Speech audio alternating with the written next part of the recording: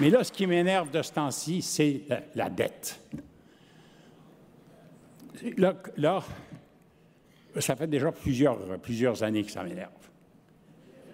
Mais quand j'ai entendu le président du Conseil du Trésor dire récemment que si on ne fait pas les coupures demandées, le Québec va devenir l'équivalent de la Grèce ou de l'Espagne. Là, comme on disait autrefois quand on était jeune et pas très respectueux de la langue française, j'ai pété une fuse.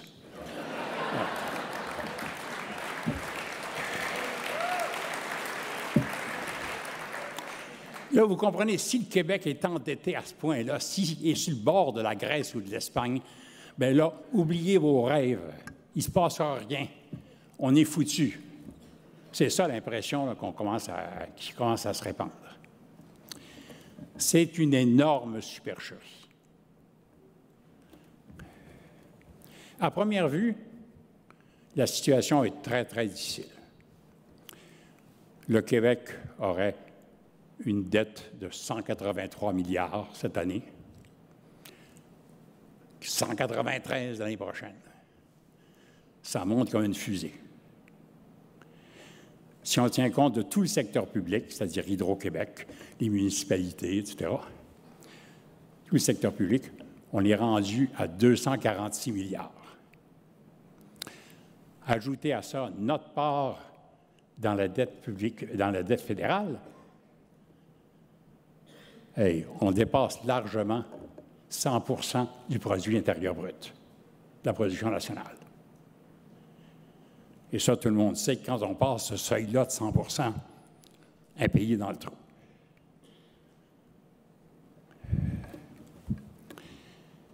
Bon. On arrive à ces chiffres-là parce que le gouvernement du Québec est le seul gouvernement au Canada à utiliser la dette brute comme expression de sa dette. Il n'y en a pas d'autre. La dette brute, ce que ça veut dire, c'est que vous présentez le passif, mais pas l'actif. Les dettes, mais pas les propriétés que vous avez achetées avec. C'est à peu près comme si vous présentiez à la banque pour faire votre bilan personnel, puis vous montrez votre hypothèque, mais pas la valeur de la maison. C'est aussi bête que ça. Personne d'autre utilise la dette brute comme expression de sa dette. Et je n'ai pas besoin de vous dire que toutes les comparaisons qu'on fait avec les pays de l'OCDE, on n'utilise jamais la dette brute. C'est idiot pour un individu, mais c'est idiot aussi pour une banque et c'est idiot pour un gouvernement. Si on utilise l'expression de la dette utilisée par le fédéral, l'Ontario, l'Alberta, c'est de bonnes références, non? La dette n'est pas à 183 milliards, elle est à 114. Hydro-Québec, il n'ajoute pas à la dette du secteur public. Au contraire, comme ses actifs dépassent d'une vingtaine de milliards ses obligations, son passif, il réduit la dette du secteur public.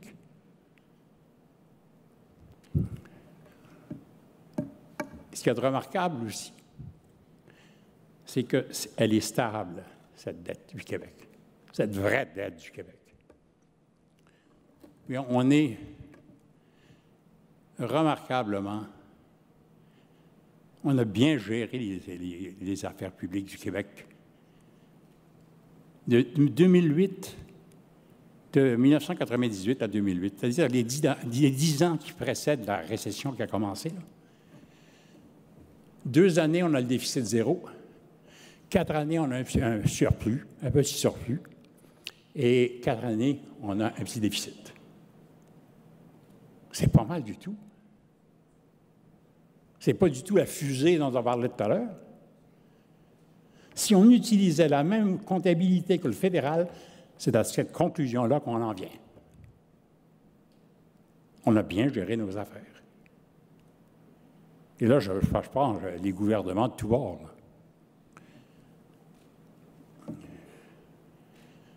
Ce qu'il y a peut-être de plus étonnant dans tout ça, c'est la récession qui vient de se passer les dernières 3 années, 4 années. On a fait du déficit. Forcément, les revenus tombent, puis on a des programmes de relance. Alors forcément, on va faire un déficit. Le plus haut déficit atteint représente 1% seulement du produit intérieur brut. Par rapport à ce qui s'est passé dans le reste du monde, des peanuts. Et on a continué de s'énerver. Il faut des coupures, des coupures, des coupures. C'est... Pourquoi on a fait ça? Il faut se poser la question. Tous les adversaires ne sont pas nécessairement bêtes ou méchants. Hein? Pourquoi on a fait ça? Je pense que l'histoire commence avec les 2 premiers ministres des Finances de M. Charest. Tous les 2 vont utiliser la formule « Les huissiers sont à notre porte. On est sur le bord de la faillite. »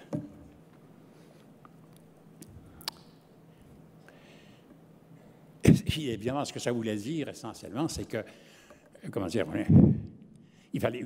ça permet de justifier les coupures. Ça permet de justifier à peu près n'importe quelle mesure de contraction. Hein. Puis ils y ont cru. Et puis là, il est venu s'ajouter à ça des changements continuels dans les normes comptables. Vous n'avez pas idée le désordre que ces normes comptables, ces changements de normes comptables ont apporté dans les comptes publics du Québec. C'est devenu un fouillis, cette affaire-là. Il n'y a pas grand monde, ça prend des semaines de travail pour passer à travers ce qui est la Bible, c'est le plan budgétaire du gouvernement qui sort à chaque budget. Là. Ça a plusieurs centimètres d'épaisseur. Passer à travers ça est un cauchemar sur le plan des chiffres. On est rendu qu'on a 3 définitions différentes des dépenses totales du gouvernement. 3. Éloignées l'une de l'autre de 20 milliards de dollars. Moi, je suis, toujours pour l'ordre et les institutions. Je prends le chiffre établi à partir des conventions collectives, soit proposé, soit béni par le vérificateur général du Québec. Comme ça, je suis du côté des anges.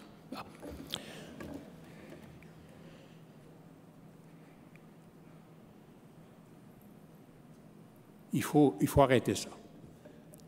Il faut arrêter cette tentative de convaincre le Québécois, comme on le fait depuis si longtemps, que c'est un pas bon qui est pris dans un étau qui ne pourra jamais s'en sortir.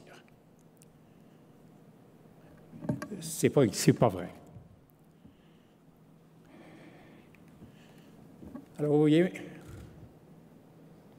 ça me ramène à ma conclusion. Ayez pas peur. Ayez pas peur de rêver. Ayez pas peur de construire une société qui soit à l'image de vos ambitions. Le Québécois, il sait, à l'heure actuelle, depuis déjà quelques années, et a pris le monde à bras-le-corps.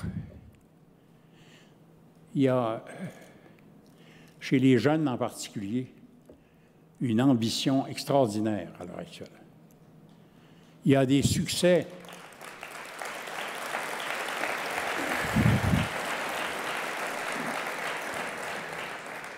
Dans toute espèce de domaine, le Québécois a pris sa place dans le monde, puis il l'a défini. Il faut souvent se dire que, et se rappeler tout le bout de chemin qu'on a fait depuis quelques années.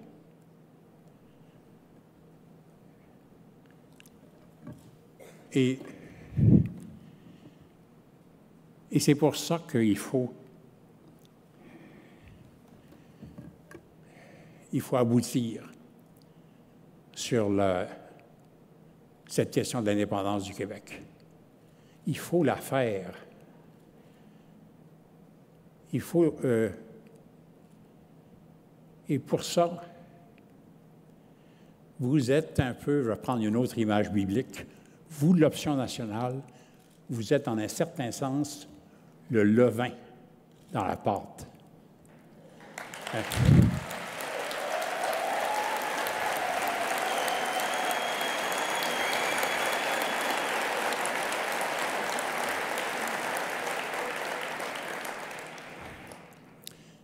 Face à des gens souvent fatigués,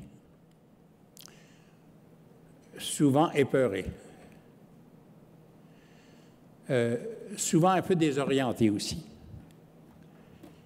Vous arrivez dans le portrait souverainiste avec de l'enthousiasme, de l'ambition, des idées claires,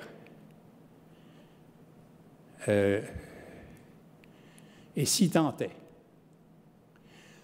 que votre enthousiasme se propage graduellement dans les milieux souverainistes,